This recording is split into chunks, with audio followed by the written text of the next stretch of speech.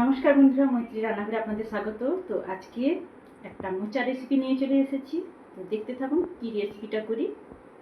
মোচা রেসিপিটা করার জন্য একটা মোচা নিয়ে নিয়েছি। তো মোচা কিভাবে কাটতে হয়, ছাড়াতে হয়, সেইটাই টিপস আপনাদের সঙ্গে শেয়ার করব। দেখতে থাকুন। মোচা ছাড়ানোর জন্য আমি একটু জল নিয়ে নিলাম। তো জল হাত করে যদি মোচা ছাড়ানো হয় তাহলে হাতে ওই কষগুলো লেগে থাকে না, হাত কালো হয়ে যায় না। তাই আমি জল হাত করে মোচাগুলো ছাড়াবো। তো ওপরের যে অংশটা, ওটা বাদামি অংশটা, ওটাকে খুলে ফেলে দেব। ওপরের অংশটা ফেলে দিয়ে এবার একে একে ফুলগুলো আমি ছাড়িয়ে নিচ্ছি। ফুলগুলো আমার ছাড়ানো হয়ে গেছে। এবার কিভাবে মোচার ফুল থেকে কি অংশটা ফেলে দিতে হয় দেখুন। ওপরে যে দেখুন একটা সাদা অংশ, এই যে এটা বার করে নিলাম। আর একটা কাঠির মতো অংশ থাকে ভেতরে, সেটাই শক্ত কাঠির মতো, এটাও ফেলে দিচ্ছি। তো এভাবে প্রত্যেকটা আমি ছাড়িয়ে নিই। দেখুন কিভাবে ছাড়াচ্ছি।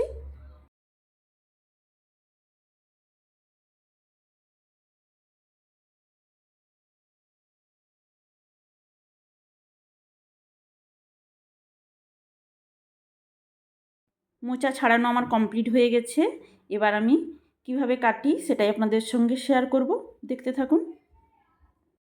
মোচার ভেতরের এই অংশটাকে আর ছাড়াইনি, তো এটাকে কেটে কুচি কুচি করে নেব। মোচা কাটার সময় তো কষ বেরায়, তো এই জন্য সর্ষের তেল নিয়ে নিয়েছি। তো সর্ষের তেলটা বঁটিতে একটু লাগিয়ে নেব, যাতে বঁটিটায় কালো হয়ে না যায়। বঁটিতে অন্য কিছু কাটলে হয়তো কালো হয়ে যাবে, সেই জন্য বঁটিতে একটু তেল বুলিয়ে নিলাম। আর আমার হাতেও তেল বুলিয়ে নিলাম, কষটা যাতে না লাগে হাতে। মোচার ফুলগুলো এইভাবে দেখুন কুচি কুচি করে কেটে নিচ্ছি বঁটিতে। তো সমস্ত ফুলগুলো আমি কেটে নিই।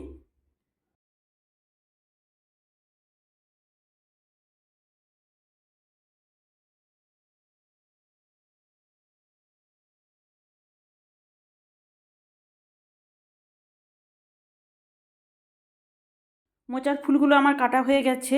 তো জলে দিয়ে রেখেছি। তো 2 ঘন্টা জলে দেওয়া থাক, কষটা বেরিয়ে যাবে। 2 ঘন্টা পর আপনাদের সামনে আবার ফিরে আসছি। 2 ঘন্টা পর ফিরে আসলাম। মোচাগুলো জল থেকে ছেঁকে একটা কড়াইতে নিয়ে নেব, দিয়ে সেদ্ধ হতে বসিয়ে দেব।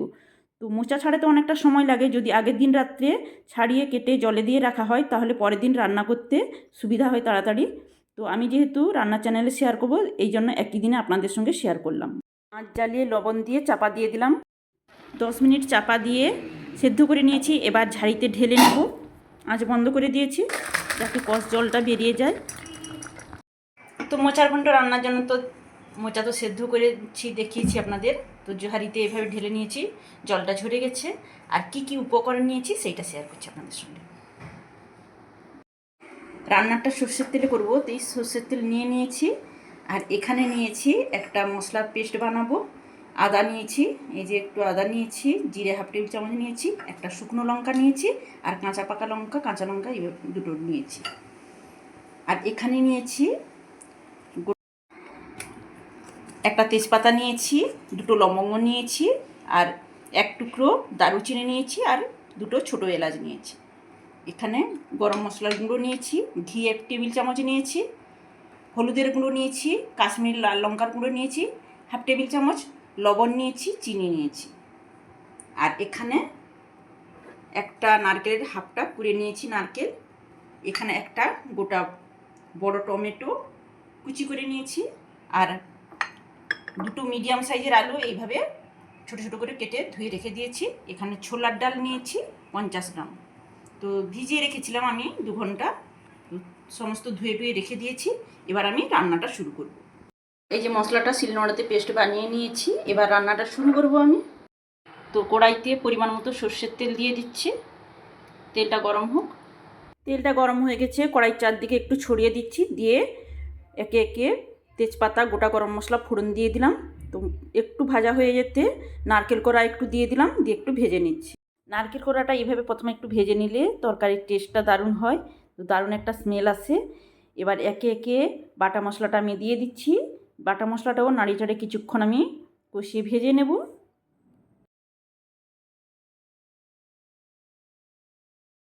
মশলাটা ভাজা হয়ে গেছে। এই সময় আমি লাল লঙ্কার গুঁড়োটা দিয়ে দিচ্ছি, আর হলুদের গুঁড়োটা দিয়ে দিচ্ছি। এতে আমি সামান্য একটু জল অ্যাড করব। দেখুন মশলাটা যাতে পুড়ে নেওয়া যায় সেই জন্য আমি একটু জল অ্যাড করলাম। এবার নাড়িয়ে চাড়িয়ে একটু ভেজে নেব 2 মিনিট মতো। দেখুন মশলাটা ভাজা হয়ে গেছে, মশলাটা থেকে তেল ছেড়েছে। এবার আমি কুচি করে রাখা টমেটোটা দিয়ে দিচ্ছি।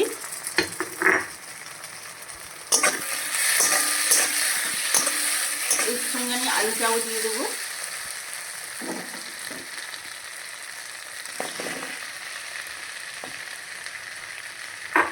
আর পরিমাণ মতো লবণ দিয়ে দেবো।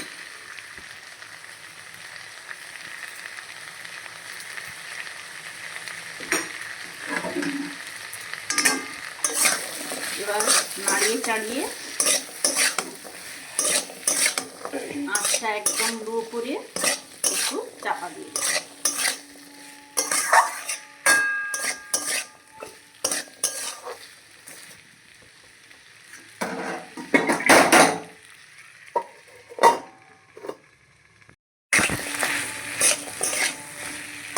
ছোলার ডালটাও এই সময় আমি দিয়ে দিচ্ছি।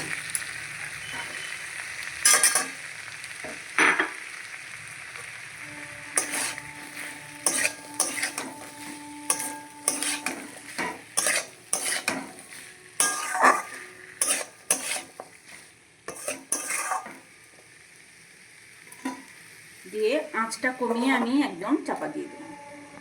3 মিনিট পর ফিরে এলাম। দেখুন টমেটোটা গলে জল বেরিয়ে গেছে।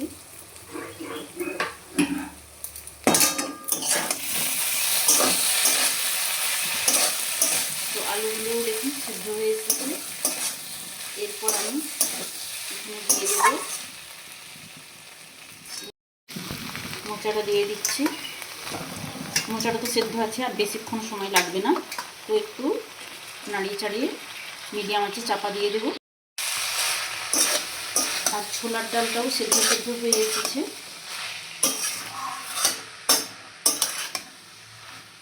মিডিয়াম আঁচে একটু নাড়িয়ে চাড়িয়ে দিলাম। এবার মিডিয়াম আঁচে আমি চাপা দিই।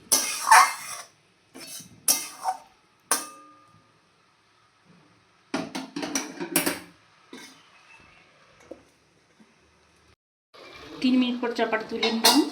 দেখুন কতটা মজে এসছে। নাড়িয়ে চাড়িয়ে দেবো। তারপর আবার একটু চাপা দিয়ে দেবো। সেদ্ধ হয়ে গেছে, তবু আর একটু চাপা দিয়ে দেবো। আরও 1 মিনিটের মতো চাপা দিয়ে দেবো। চাপাটা তুলে নিচ্ছি 1 মিনিট পর। এবার আমি এতে পরিমাণ মতো মিষ্টি দিয়ে দিচ্ছি। মিষ্টি মানে চিনিটা দিয়ে দিচ্ছি। আর নারকেল কোড়াটাও দিয়ে দিচ্ছি।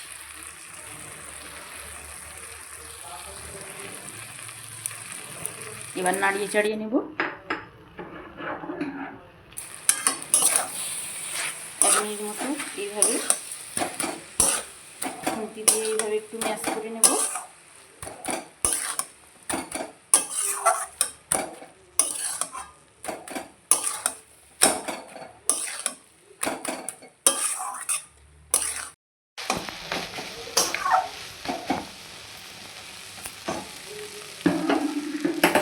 এবার আমি গাওয়া ঘিটা দিয়ে দিলাম।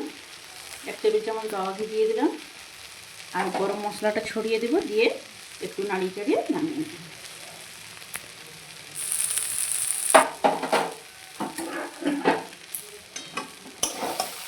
আঁচটা কমিয়ে দিয়েছি। হয়ে গেছে রান্নাটা।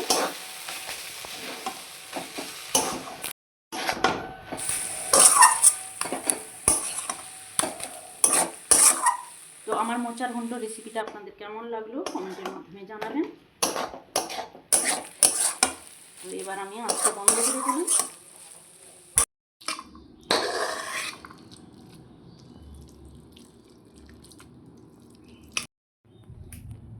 তো এইভাবে তো আমি বানিয়ে থাকি।